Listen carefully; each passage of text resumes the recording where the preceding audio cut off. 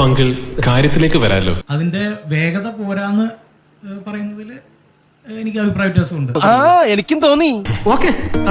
ഭൂതങ്ങളുടെ കഥ, നിധിയുടെ കഥ, കള്ളന്മാരുടെ കഥ എന്നൊക്കെ പറഞ്ഞ് നമുക്ക് ഒരുപാട് കഥകൾ ഞാനൊക്കെ ചെറുപ്പത്തിൽ കേട്ടിട്ടുണ്ട്. അത്തരം ഒരു ചെറിയ കുട്ടിക്ക് വേണ്ടി ഞാൻ കൊടുത്തൊരു ട്രിബ്യൂട്ട് പോലൊരു സിനിമയാണത്. അപ്പൊ ആ കഥ കേൾക്കുന്ന ഒരു സുഖം ഉണ്ടാക്കാൻ ഉറപ്പായിട്ടും ഈ സിനിമയ്ക്ക് കഴിയും.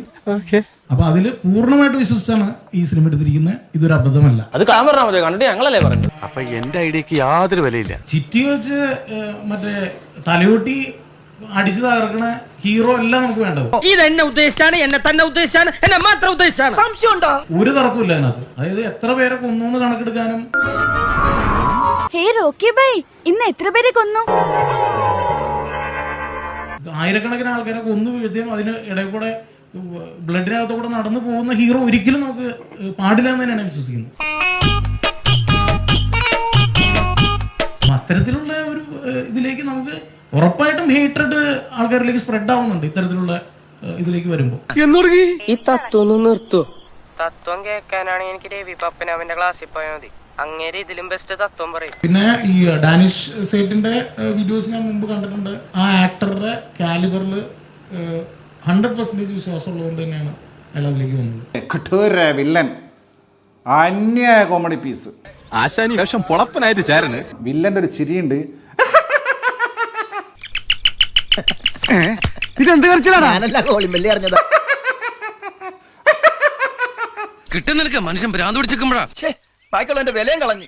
എനിക്ക് ഈ നാടകത്തിലെ ലേശം കമ്പമുണ്ട്. എന്താ ചെയ്യാ? തുടക്കം മുതൽ ഒടുക്കം വരെ ഈ ചിരിയാണ് അവസാനം വരെ. വില്ലൻ ചിരിക്കുന്നു, ഒപ്പം സിനിമ കാണുന്ന പ്രേക്ഷകർ തിയേറ്ററിൽ നിന്ന് ചിരിക്കുക വില്ലന്റെ ഒപ്പം. എന്തോ ആരോ വിളിച്ചു എന്ന് തോന്നുന്നു.